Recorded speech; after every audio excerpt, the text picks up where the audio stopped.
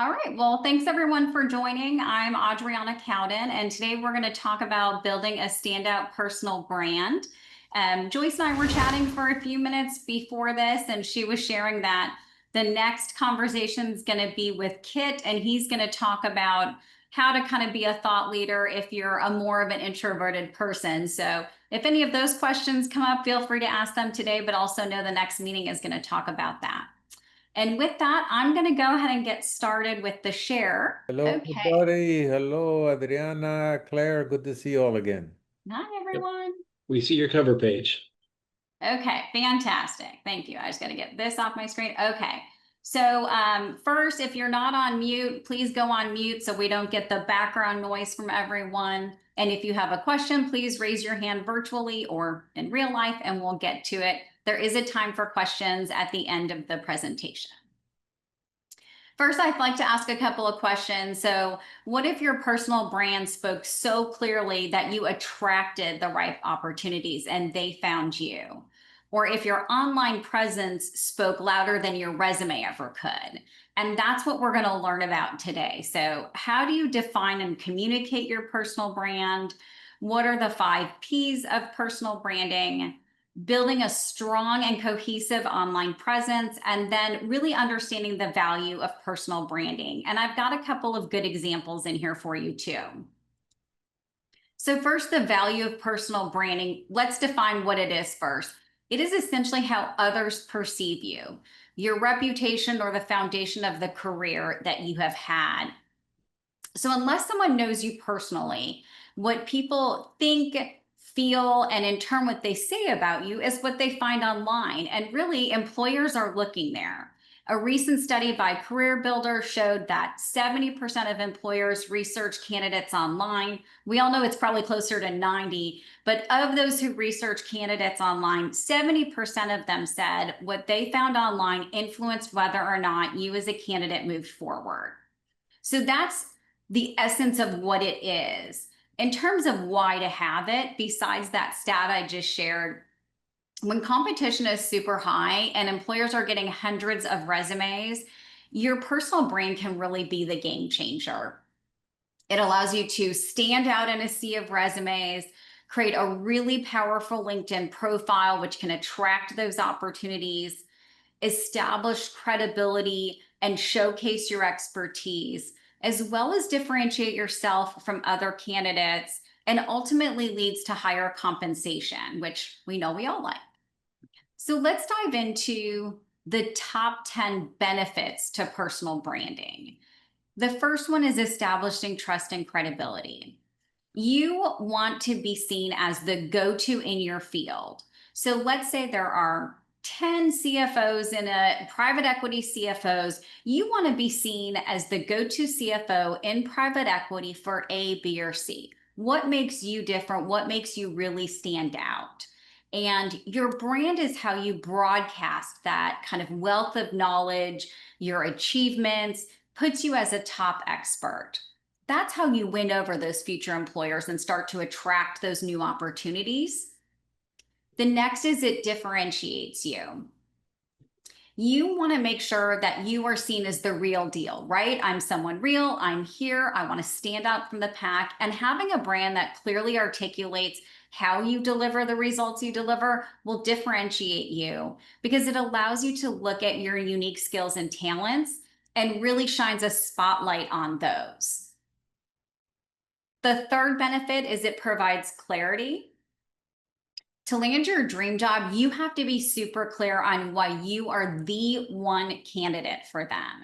But that's a two-way street, right? You need to know what you're looking for in a job so that the perfect company culture and ideal duties type of job is attracted to you. And so, for example, in a real world of this, I work with senior executives on moments of transition and change to establish clarity and confidence. So I talk very clearly about what I work on, who I work with, and how I do that. So that if you as a prospective client hear that, you know I'm the one for you, and vice versa, I attract the right clients. Moving on, This is a great way to boost your confidence. When you have a killer personal brand, you can talk about your career so easily. So you become this kind of secret superpower that gives you a boost of confidence, an improved elevator pitch, if you will, and allows you to really answer some of those tough interview questions like, tell me about yourself, as well as network like a pro. One of the ways to use your personal brand that I leverage the most with people is when someone asks you, what do you do? We all love to ask that question. Well, if you're in transition or recently displaced or whatever the case is, you answer with your personal brand. And then let's say even after you land, you continue answering with your personal brand because it builds and expands on that. Next is leveraging social media. So think about if you're the Taylor Swift of the industry, right? There's only one. There's lots of mega superstars. There's only one Taylor Swift. You want a brand that stands out in the sea of sameness so you can really create those meaningful connections. And part of that is choosing the right platforms and keeping your online presence clean. You don't have to be on every social media platform posting all of the time. You want to pick the ones that are the most relevant for you. Most of you, it's going to be LinkedIn. Some of you, it may also be TikTok or Instagram or Facebook or X, and really lean into those. You want to build your network. So 90% of senior executive jobs are landed through networking. Having a power-packed network of executives and professional contacts is going to be a deal breaker when you're in the transition process. So if you look at how do I create buzz around my name, it's around your personal brand. You craft that really strong, clear, and concise personal brand, and then you start activating it within your network and building those relationships. Once you have your brand, time to increase your visibility. You're going to want to get out there and think of it as your own personal stage. Networking events, family events, summer barbecues. Maybe you're going to do a boat day in the summer, kids events. You want to be using your personal brand as much as you can. And it should be something that you articulate and authentically comes across for you. The next is control and flexibility. When you're very clear on who you are and the value you offer to a potential employer, you come across with this confidence and people are like, "Ooh, I've got to have some of that. I absolutely want him or her in my corner or on my team." And that gives you more negotiating power. I always say, let them fall in love with you first, work out all the details later, right? That brand really shines a spotlight on you because it's about you and your unique talents. And that moves to your association, right? When today's market, which moves very quickly and goes very, very fast in terms of apply for a job, hear back or don't hear back, we really want to be standing out with networking. So to do that, you've got to have a way where when someone asks what you do, you don't just say, I'm a private equity CFO, or I'm a CFO that specializes in highly regulated industries, but really talks about your unique traits and values. And that allows you to attract the right opportunities and, more importantly, build a network that will lead to those new opportunities. And finally, a sense of purpose. So your personal brand is on point when you know it aligns really well with you and you're attracting those opportunities because it aligns with who you are. So one of my brands is Stubborn as AF. That is very on point for me, but that doesn't work for everyone, right? So you've got to have one that's on point for you and aligns with your sense of purpose and really means something to you. So when it comes to how you build this, there are 5 personal branding pillars. We're going to jump into those now. The first set is your mindset and values. So when you craft this personal brand, it's not just about creating visibility. It's about aligning your values and your mindset with how you show up. So yes, it has to be authentic, but it should be mission driven and it should be consistent across platforms. So if you think of Sarah Blakely, she's authentic, playful, and has a resilient brand vibe. If you think of Mel Robbins, her brand is really built on being practical, motivational, and relatable. Either one of them, two very unique brands, two different leaders entirely, both very successful in their own right. They don't just talk about their values, they live and breathe them in every interaction. So to build your brand with that sort of depth, you want to start with these 3 tips. The first is identify your unique values and communicate them clearly. The second is to be consistent. Your messaging, your visuals, which are your creatives that go with it, your headshot, any of that, and your actions have to all align with your principles. And the third is to show it, not just tell it. So you demonstrate those values through stories of your career, stories of your life, sharing insights that align with your brand and stories, and getting involved in the community in areas where your mindset and your values really build into your brand. And over time, what that does is creates that trust and loyalty so that your brand genuinely aligns and resonates with others. Because it's got to be authentic to make sense to you, but it has to be authentic when you talk about it, because when you articulate it, it has to come across naturally to the other people who are listening. The second pillar is clarity and authenticity. This is your intention for how you want to be perceived as others. It's your reputation. So these are naturally linked. Clarity and authenticity are naturally linked when you have a healthy personal brand. Being authentic is essentially consistently being the truest version of yourself. So someone who is authentic is, deeply connected to their purpose, and it shows through their thoughts, words, and actions. The example I put in here is I've coached from hospital beds and led board meetings while hooked up to IVs. I didn't study resilience, I lived it. Chronic illness and C-suite pressure taught me to lead from the inside out, and I bring it in every client. Clarity, truth, and leadership is forged in fire. That is truly who I am. Yes, that is all true, by the way. That is part of my brand. It is very much clear, and it is very authentic to who I am as an individual and who my brand is. The third is strengths. Lately, a lot of organizations are focusing on leadership development for kind of the high-po employees to build on your innate talents.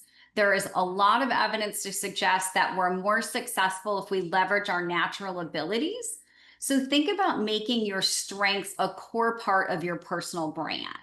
To do that, you want to think through different times where there were problems or opportunities that colleagues, friends, or even clients brought to you.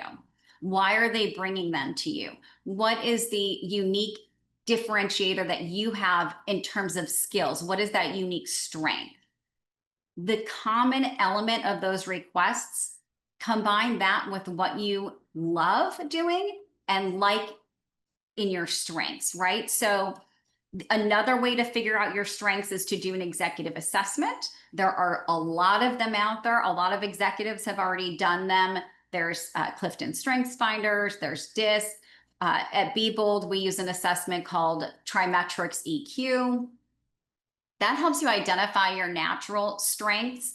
And then in Trimetrics, at least, it also helps you identify what we call your adapted strengths. So who are you naturally and how do you adapt in the work environment? And what do those strengths look like across that so that you can use that information to your advantage?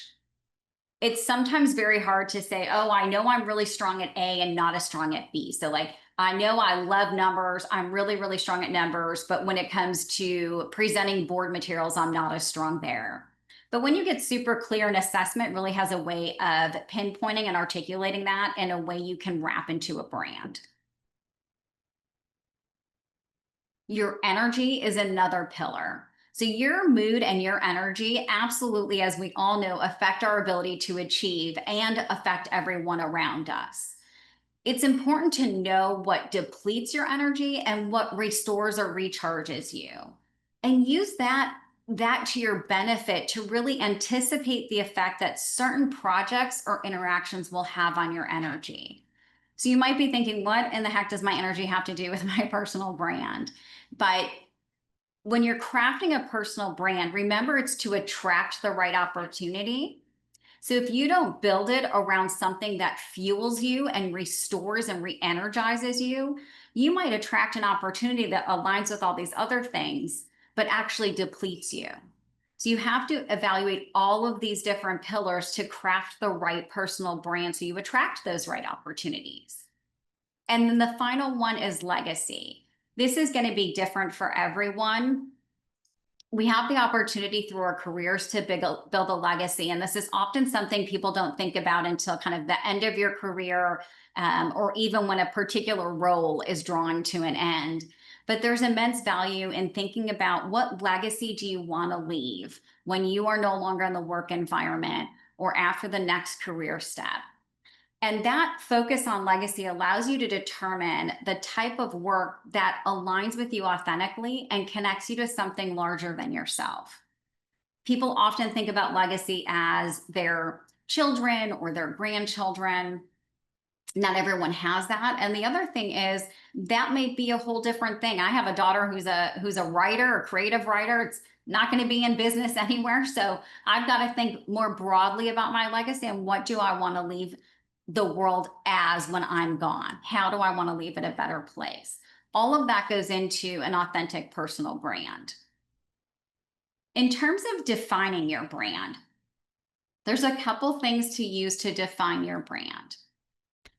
First, start with that self-assessment through each one of those 5 pillars. Go through each pillar and say, how does this align here? How does my energy align? How do my values align? What are they? Use what you learn about yourself in those assessments. And I do recommend a professional assessment so you can decide where to spend your time and energy and where to work on enhancing your personal brand. I always say to keep in mind, it is no accident that the first pillar is mindset and values. Understanding your values provides the direction you need to build the remaining pillars and kind of transform your career with that strong brand. So in terms of defining your brand, 3 steps. First, you want to craft your message. My biggest tip here is it should be under 20 words and said in less than 20 seconds. Ensure everything you do communication-wise reflects and reinforces your personal brand. The second is building your online presence. Optimize your LinkedIn and any other professional networks. Circle, for example, is becoming more and more popular with groups so that you showcase your expertise and values. Thought leadership, you can publish articles, comment on LinkedIn posts, participate in industry forums. And then as you network, these are all building your professional presence, and they should be seeding the core of your personal brand through all of it. And finally, like anything, you've got to constantly improve, right? We're all about optimization as we grow in lives and in our careers. So seek constructive criticism to refine your brand. You know, what's working, what's not working. Adapt and evolve it based on that feedback. And then, of course, in all cases, maintain your authenticity. Make sure you're true to your core values and your authentic self. And anytime you take feedback, you've got to take it with a grain of salt. We know not everyone's going to understand every component of you, but make sure you're continuing to refine it. Next are the 5 P's of personal branding. So personal, and we've talked about unleashing your authentic self. Pointed, making sure you have a sharp focus. Brand, prioritize, align your actions with your values. Purposeful, so your narrative has intent. And finally, those 4 will lead to profitability. When you leverage your personal brand for success, whether it's jobs, whether it's clients, whether it's paid board opportunities, all of that profitability comes along. I want to talk a little bit about how to activate a personal brand now that we've talked about kind of how to define it. So first, owning your narrative online. When you have a LinkedIn headline, summary, and experience, it should thread your personal brand through it. It should not just be talking about the roles that you've had. It needs to sound like you on your best, boldest day. You do that by creating signature language. Some of the ones I use, Forge and Fire, Lead from the Inside Out. You want to have language where people are like, oh, I know exactly that was Claire. I know when I'm looking at something from Claire, that's her kind of talk, right? That's her language. They should automatically think of you when they hear it. Share your origin story. What is the personal moment professionally that shaped your values and leadership and perspective? It doesn't matter if it happened in a boardroom, it happened on a mountaintop, it happened in the ocean. Your story is kind of your brand's soul, right? So you want to share that story and how that happened for you. Back in the late 90s, mid 90s, is how my leadership philosophy started growing. I had a great connection with someone who came in and did a seminar on Stephen Covey's 7 Habits for Highly Effective Leaders. And I really connected with that. And I ended up winning an award from Franklin Covey called the Golden Goose. And that kind of shaped my story for many years until over time I optimized and revised it. Next is being a thought leader, not a thought repeater. So posting consistently online about the topics you want to be known for, offering your perspective, not just information, right? So think of it as your voice has power. So you want to use your voice online and in person to challenge, inspire, and lead. Whether that's a organic LinkedIn post that you're posting on your own, that a creative one you've written, or whether you are sharing a post with your thoughts, make sure that you're not just repeating someone else's thoughts, but you're sharing your insightful value. It can be 2 or 3 sentences, repost with a comment, as long as it's adding value. And then building the real relationships. Your personal brand is something people feel even more so than they see it, right? So show up with intention, whether it's a conversation, a call, your content online, a networking meeting, an interview. Your authenticity and your personal brand becomes your unfair advantage. And if you do it in a way that is not authentic, people will spot it immediately. So you've really got to do it to be something that's connected to you. So I want to talk for a minute about thought leadership, because once you define a brand and kind of look at how do you activate it, it's about becoming a thought leader that's connected to that brand. And again, I just want to mention one more time that Kit will be talking at the next club about really how to be a thought leader and network for those who are more introverted personalities, which I think is going to be a great topic. These are ways you can do things that are sometimes easy to do as introverts and sometimes not as easy. But first, consistent activity, regularly posting updates on LinkedIn or Facebook or TikTok, whichever you decide to be your platform X, sharing relevant content, and engaging with your network. I think one of the challenges I see is if people are posting things on LinkedIn, they're either just sharing with no comments, they're not posting original content, or the only thing they're posting is congratulations, when someone lands a job or has a birthday. You really need to fully engage with your network. Have a conversation, comment on people's posts, make something valuable out of a post that someone says, hey, I landed a new job at XYZ. Have a valuable exchange with that person as opposed to just congratulations. Next, be an expert. Share your insight with media outlets who need expert commentary and contributions. I share this a lot when we do the presentation on thought leadership, but there are several places to do this. One is called Quoted, QWOTED.com. The other is featured.com. Both of them are websites that look for expert commentary on a host of things. This is where I get most of my public relations expertise or features. It can be on finance, it can be on PE leadership, it could just be on leadership, it could just be on the state of the market. It could be, I had a CFO I work with get featured in CFO magazine or something about how did you bring finance to the broader organization, and he happened to share a lunch and learn that he created that was really effective. So what I say is look at where you can share insights in the media for several reasons. It exposes your brand, it gets you that thought leadership, it increases your credibility, and oh, by the way, it's really easy of a share, right? You get, hey, I was in Newsweek based on this article. All you have to do is share that on LinkedIn, tag Newsweek or whatever, and boom, you've got a great new article that's going to get some attention, impressions, and action. Next is the personal touch. This is hard for some people, but the more human you can make your brand, the better it's going to be. So try to share some of those personal achievements or different interests that humanize your brand. Maybe you don't want to share that your child just graduated college because you don't want that personal information. Share about a triumph you had in your hobby, or hey, I just went out for a walk this morning and found it to be the best mental break to start my day. Things that other people will find valuable that really connect to you as a human. Remembering that behind all these computers, we're just different humans, right? So I need to know who you are so I can connect with you. The next is to post articles, whether you write an article, which is some people's forte, some people not, or you publish content on topics relevant to your industry and expertise.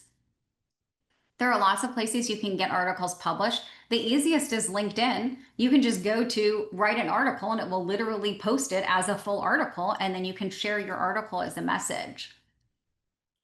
If you're someone who's not afraid of the camera, I highly recommend short videos sharing your insights and experiences and advice. People right now love what I've always termed as snackable content, the kind of quick hits they can get in 30 seconds and watch as they're flipping through their phone. Claire, can you drop the name of that app we use? I think it's Teleprompter. There are some great apps to use that will allow you to create a script, so you can see the script scrolling on your phone, so you can actually read a script. You don't have to, it can feel like it's on the fly, but you feel prepared. And so we use one that's really good. And then the next is podcasts and webinars. I do tend to tell people you have a lot of really good information in your heads, right? You're executives for a reason. So think about, what could I talk about that I know? Leadership, retention, M&A, private equity finance, deal structure, acquisition. I mean, there's so many topics, right? And try and guest on a podcast. There's podcasts, so many of them. That's just free credibility building for you. Or think about hosting a webinar. Who cares if only 5 people attend? You've got a 1 to 5. That's a 1 to many. That's 5 more people that know your brand and 5 more people that see you as an expert. So think about hosting a webinar of your own. As long as you have Zoom, you can do it. Greg, your hand is up.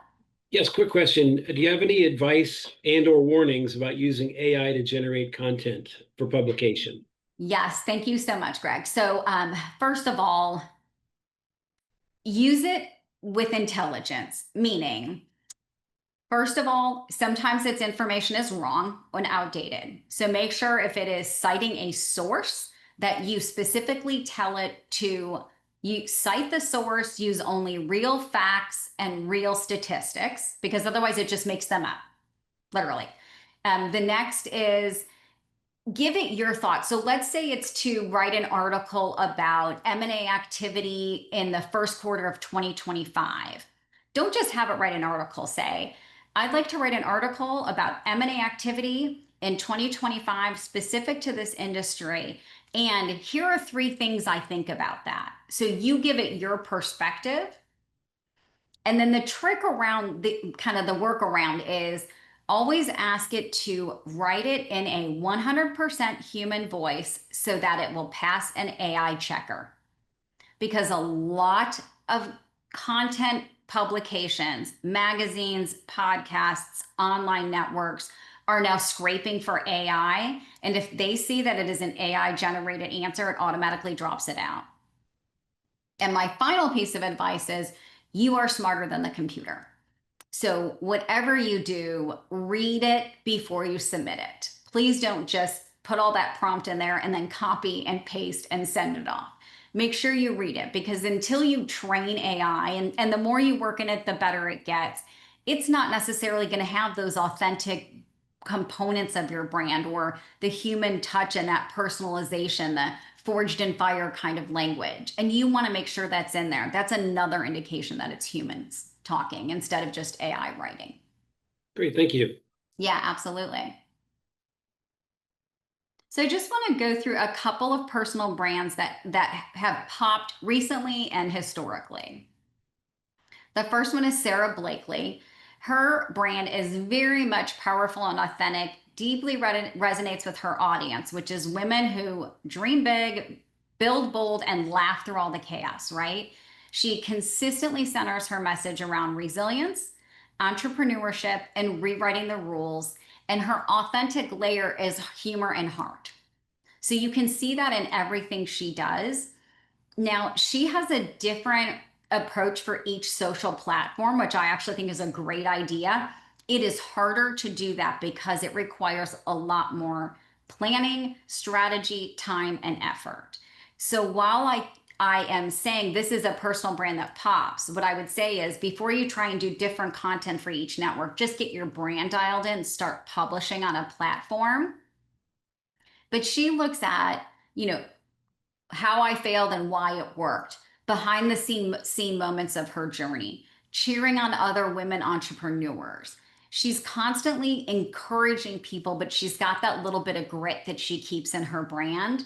And it allows her to be really dialed in and punchy with her audience. Now, from a visual perspective, remember I talked about aligning your visuals. She keeps it very clean and personal. Bright whites, pops of red, and candid imagery. She layers in photos of her family, throwbacks from the early days of Spanx development in the business, snapshots of her everyday life. She doesn't like it to feel overproduced. It is very relatable. Understanding that I don't care how relatable the content looks, she is likely reading off a teleprompter app and she has got it highly curated. The theme behind it is, hey, this is just me, very natural, right? But remember, it is very curated. The next, I think a lot of people are going to recognize this. Mel Robbins has kind of popped on the scenes very quickly in the last few years, and even more so recently this year. She is all about kind of bold, no BS, speaking specifically to high achievers who feel stuck but want momentum. Her core message consistently is action over perfection across every channel. And she's a little bit different. She diversifies between deeper episodes on YouTube, LinkedIn for more motivational content, and her Instagram reels are kind of short and punchy.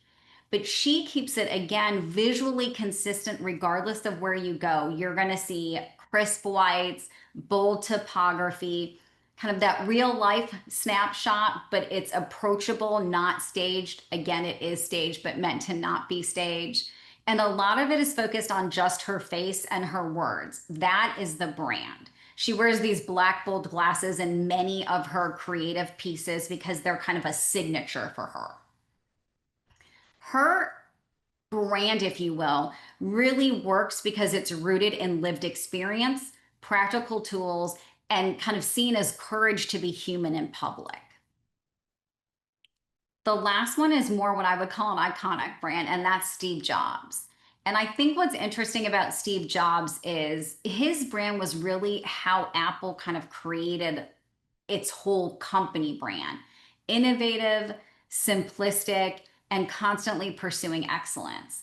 It was never about an iPhone or a MacBook. It was always about possibility, whether that was a platform, a keynote, or a product launch. And I think the other thing that is really consistent with him is everyone knows him visually, right? Black turtleneck, a lot of white space, jeans, New Balance. He had such an obsession on every detail. And that comes through in his company and in his personal brand.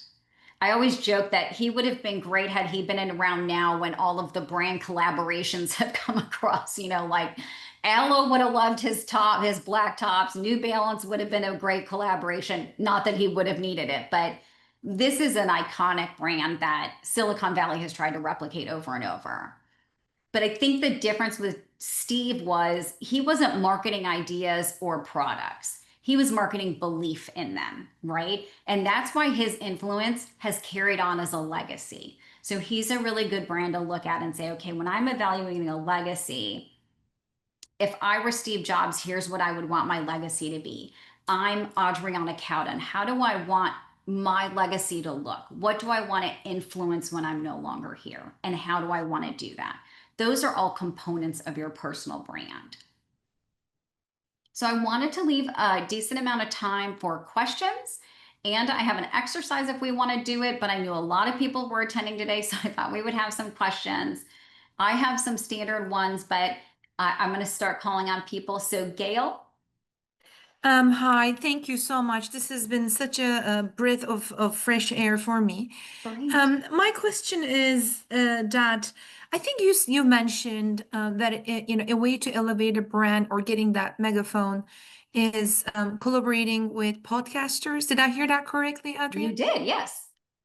And how would you advocate selecting those podcasters? Obviously, there's a bit of our brand will be positively or some maybe negatively impacted. I just want to be, you know what I mean? Like careful. Yeah. I think it's a brilliant idea. I'm taking your suggestion. I just want to see like what filters I should be using. Yes, I love it. Great question. There is a platform that I really like. It's called podmatch.com. So pod, P-O-D, match, M-A-T-C-H.com. And I don't, it's a little bit of money per month, not a lot, but a little bit to join. And it matches you. You build a kind of a guest profile on there. Here's my brand. Here's my bio. Here are the 5 topics I talk about. Here's the ideal audience. And it matches you with podcasts every day. Now, you may not want to check it every day, but it will match you several times a day and say, hey, here's 2 podcasts you match with. You have the option to accept the match and message that host, pass on the match, or kind of delay it, like maybe later. All of the podcasts I have been on, and I am on a lot of them, I have found through Podmatch. Of the ones I have done, I probably do 20 to 50 a year, depending on the year. There has only ever been one that was not a match once I actually got on the podcast. And in that case, it's, sometimes these things happen. I respectfully denied to sign the form for them to release the episode. Oh, okay. Okay, That's- that's very helpful. Yeah, And in that's terms only ever of happened once, but yeah. in terms of the effort you put into podcasts versus like being in actual speaking engagements, how would you kind of I mean, I would opt for a podcast, it's just easier. But I would love to get your perspective. Yeah, so I think it's different. So speaking engagements are going to be obviously one to many like podcasts are. But if you think about the commitment to a speaking engagement, particularly if it's in person, you've got travel, you've got time, you've got expenses. When you look at a podcast, it is one to many. They've already built the audience, right? They're already featuring you. They're going to promote you and you're going to promote you. So you get a lot of that kind of dual marketing and promotion. You still get that one to many. And most of them are recording between 15 to 45 minutes. Every so often you'll get a 1-hour episode, but a lot of them can be shorter. So I think unless you're planning on building a speaking business, in which case I would say go after speaking engagements and layer podcasts in. If you're really looking to land full time or even build your own business, I would say lean first into podcasts. Greg Garland. Hello again. Hi. So I know the marketplace doesn't say they don't like generalists, but the sad truth is I've been told many times I'm a really good one. So I'm thinking to build my brand and make my company flourish, I need to find like a door opener, a service that I know I can deliver consistently and wrap my brand around that. And from there, expand to do more for those clients. How to exactly, I'm thinking maybe your Trimetrics EQ assessment thing may be helpful there. Can you kind of embellish? If that's true, can you embellish on that? And if it's not true, just tell me, no, but do this instead. Yeah. So 2 things. One, yes, it would help in that, and I'll explain that as you requested. But I would actually turn what you hear into your brand, meaning I would create a brand that's kind of quippy around the idea of everyone says they don't want a generalist, but when it comes down to it, everyone wants a generalist. And that's what I do well. So you kind of play on that. Does that make sense? You kind of build it based on that. I had one client at Pfizer said that I was his universal power tool. So, Perfect. Yes. Right. And do you see how authentic that is? Now, if I were to say that, people would be like, okay, jewelry, power tools, what? But if that's something that connects with you, that's a great analogy, because even me, like, I immediately know what that means. Right. Right. So I think that's great. Something like that is fantastic. It's relatable, it's human, it's authentic. In terms of the trimetrics EQ, the reason that we have aligned with TTI Success Insights for over a decade and only use that assessment is because it doesn't just say, here's what you're naturally strong at and here's how you adapt it in the work environment, but it breaks down everything from what energizes you and what stresses you. What is the ideal work environment for you? What is the ideal leadership structure for you? How do you like to be managed? How do you communicate well? And what is a good way not to communicate with you? So it's less about what you read in the report and more about the insights you get from it and how to apply those insights. So as an example, we don't ever just allow you, working with Be Bold, I don't ever just have you take the assessment. It is automatically sold with the feedback session with me, because it is the application of those insights and the reading of the insights that really allows you to say, okay, here's 3 energizers, here's 3 stressors. It also goes through like time wasters. Here's some of my time wasters. How are these showing up in the real world for me? And how do we build a brand off of the things that energize me, off of my strengths and my behaviors? Because it also has a whole behavioral section. So it's a questionnaire that you interpret and then we sit down, or do you do it? Do you also do an interview portion before the assessment's completed? No, it is an online, untimed assessment. It takes about 30 minutes. Okay. It goes to a team of researchers and behavioral index group. They do all of the background. I get a 60-page report back. I read through that and write a 5 to 7 page executive summary. I will then send you the 60-page report, and I send a list that says, I want you to pay attention to these pages and answer this question. Based on each page, I pull out certain questions for you. Then we sit down together one-on-one, go through all of those questions I pulled out, what your feedback is. I revise your executive assessment based on that session and then send it back off to you. Wonderful, thanks. We'll talk. Jonathan Krasinski. Hi, Adriana. Thank you very much. Nice to meet you today. So a lot of us are probably new to this personal brand building.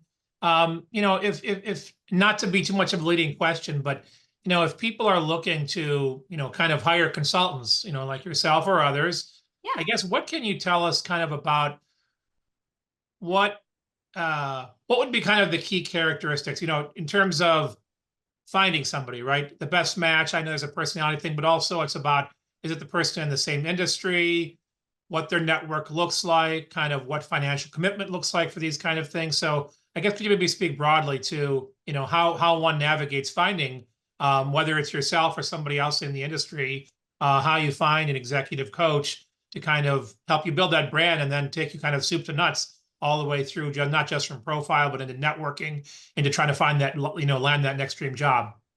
Yeah, so I love the question, of course. Thank you so much. First, there's lots of ways to find them.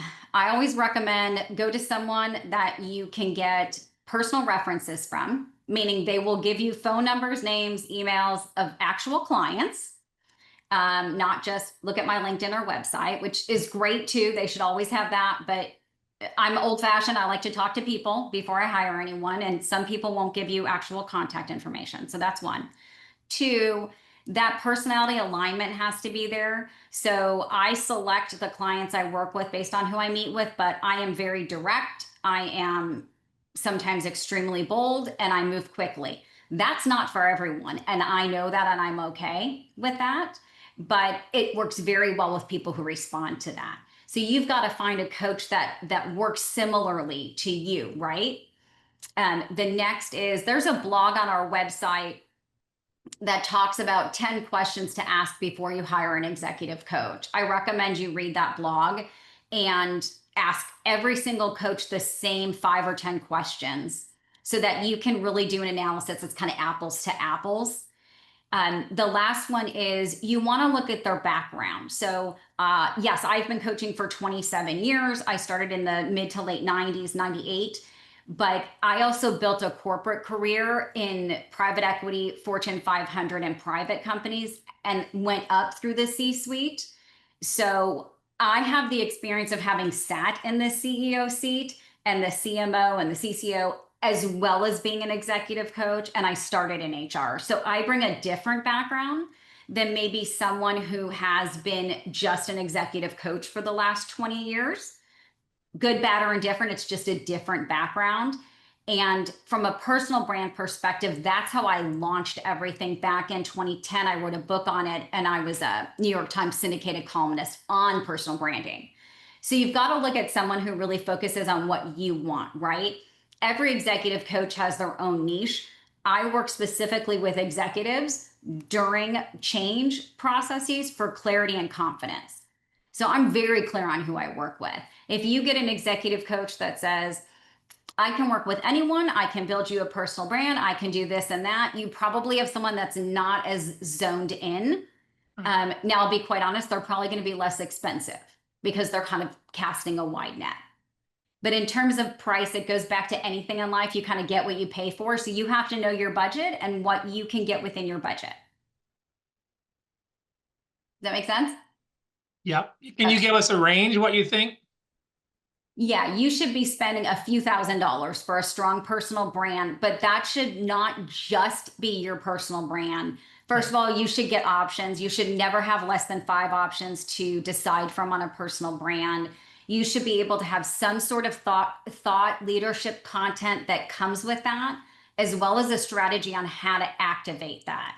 So you don't want just your brand. You want, I need help defining my brand, activating my brand, building a strategy and activating that strategy. And they should get you through at least the first quarter, if not 6 months, with kind of one offering. Gotcha. Thank you very much, Adriana. Sure. Alex, you're on mute. Happens to all of us. I'm sorry. Yeah, just a general question. No, I just recently, last week, I went to a major biotech conference, right? And happened to be an annual HR biotech conference, and I'm like, I felt like one of the only finance people in there, but it was kind of unique because I think that turned out to be a good thing, I guess. And I was in a room full of chief people officers and chief HR officers for major biopharma, biotech. I just joined this organization, BioNJ. So I just thought it was quite unique. And after the event, I sent LinkedIn to some of the top panelists that were there and commented that, and just specific notes about, I guess, tailored notes to what I thought they were really great points that they brought up. And they actually all happened to be HR leaders of these organizations that I want to work for. Right. And so I'm sort of like in a crossroads, like, now what do I do? Because I didn't want to lead on, hey, by the way, I'm in transition or I'm looking for that. I just didn't go there. I just and it was a different approach to like what I maybe do in the past. And I'm just kind of wondering, how do I build upon that? I mean, an easy one is if I have those opportunities, I can reach out to those folks. I've established a relationship and they linked in with me. But there is one company in particular where I actually applied for something online that it may be relevant. So I'm just kind of trying to find that happy medium as to now what do I do? I've got so this is a great question. So first of all, fantastic job going to a conference that has a totally different, same and right industry, different audience, right? Because you're going to be the unicorn in the audience, right? And connecting with the panelists afterwards and really mentioning something specific. So great job on that. I love that. What I would do is reach out to them and say, hey, As you can see from my profile, now that we're connected, I'm also in biotech. Would love to talk to you about the culture and the organization you're building at Company A. As I look to take my next step, I'm really investing in making it the right next step. So a match is really important to me. And I would just like to know from an HR leader, chief people leader, how do you approach building a culture that facilitates and encourages leaders to support their team, or however you want to layer in whatever's important to you? The goal would really be to land a 15-minute or 20-minute Zoom or coffee so you can get to know them. So when it comes to how do you transition that into an opportunity, right? The first is, if you've already applied for an opportunity in the company, if you get that first 15 minutes and say, would just love 15 minutes of your time, because almost anyone will agree to 15 minutes. Once you get that, afterwards, you can follow it up and say, hey, I really appreciate your time. I stumbled across this opening. I went ahead and submitted, but just wanted to let you know in case you saw my information come through. So that's a way to advise them without asking for them to do anything for you, but they will, of course, look. The second is, over half the positions you see posted on LinkedIn are not actually open. They're already filled. People have already interviewed for them. Millions of resumes, not millions, but thousands of resumes are going in for them, and an AI tool is looking at them. So focus less on if the company has a posting than making that authentic connection, connecting for 15 minutes to learn more about the company, during which you don't tell them you're looking, but you say, oh, well, you know what? I appreciate that. I'm evaluating my next best step, and I really want to make sure it's with the right kind of company. And so thank you so much for your time. And you end it there. And then when you send a thank you, you ask them for another meeting for 15 minutes. And maybe the third time is when you intro something. Remember, this is about building relationships, crafting a personal brand.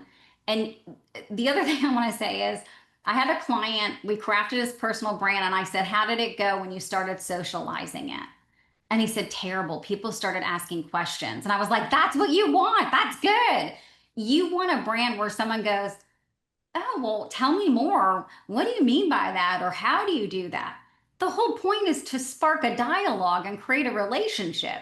If I just share my brand with you and you don't think, how does she do that? Or why does she do that? Or who the heck does board meetings from a hospital? What does that mean? If you don't start thinking about things, you have no reason to talk to me. And I can't create a relationship with you unless I spark a dialogue.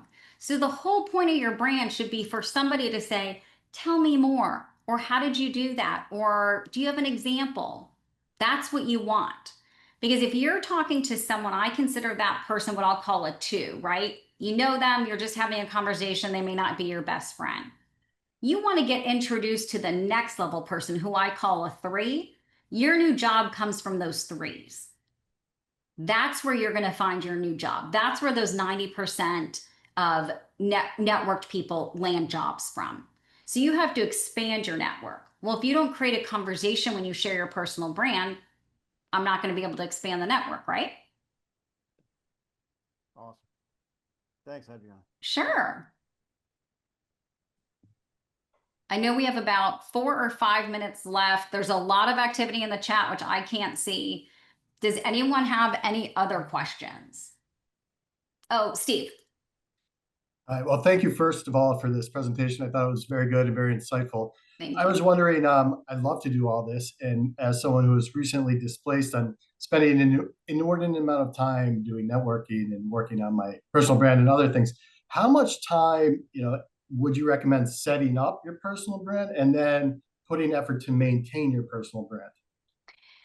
I love this question, Steve. So first of all, if I had to split it, I would literally split it 50-50, and here's why.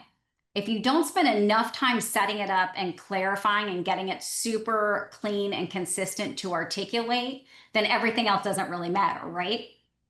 But on the flip side, let's say you've got this amazing brand, but you don't activate it. You don't post on it. You don't do any media. You don't do any sharing. You don't do any networking. Well, then it doesn't make sense that you have a great brand because no one knows about it. Right. So you kind of, right? It's that chicken or the egg. You've got to do a really great personal brand, but then you have to activate it. So they're equally as important from a perspective of like setting up your week, if you will. I always say, look at getting a job as your full-time job. Create a daily schedule. Hey, I like to work from 7 to 4. Go to lunch just like you would anywhere else, but give yourself the flexibility to say, hey, today I'm going to knock off at 3 and go for a walk and see if I can meet someone at a coffee shop and tell them what I do and just kind of socialize my brand a little bit. Or I'm going to start later than I used to start. But give yourself a schedule every day, every week, so that you know the progress you're making. And even though I tell people 90% of your time should be focused on networking, 10% on applying online, looking on LinkedIn or ExecThread or anywhere else. The reason I say even to dedicate that 10% is because sometimes in that search, we just need to feel like, hey, I checked a box. Like I applied to 3 things this week, right? Sometimes it feels good to get that box checked. So it does make sense to spend 10% of your time doing that. But 90% of your time should be brand optimization, networking, socializing the brand. Thank you. You're welcome. All right, we're at our final minute. For those of you who are interested in working together, please reach out to us. I would love to work with you. There's a promo code so you can get 10% off the Personal Brand Authority Blueprint. That will also be in the resource guide. Joyce will send out a resource guide so you'll have all this information. And in the last 1 minute, if you can go to this bit.ly and leave feedback. I always say the only thing I ask in exchange for spending time with you today is that I get a little bit of feedback from you. That allows me to get better and the next presentation to be even more wonderful. And thank you very much for your time. I truly, truly appreciate it.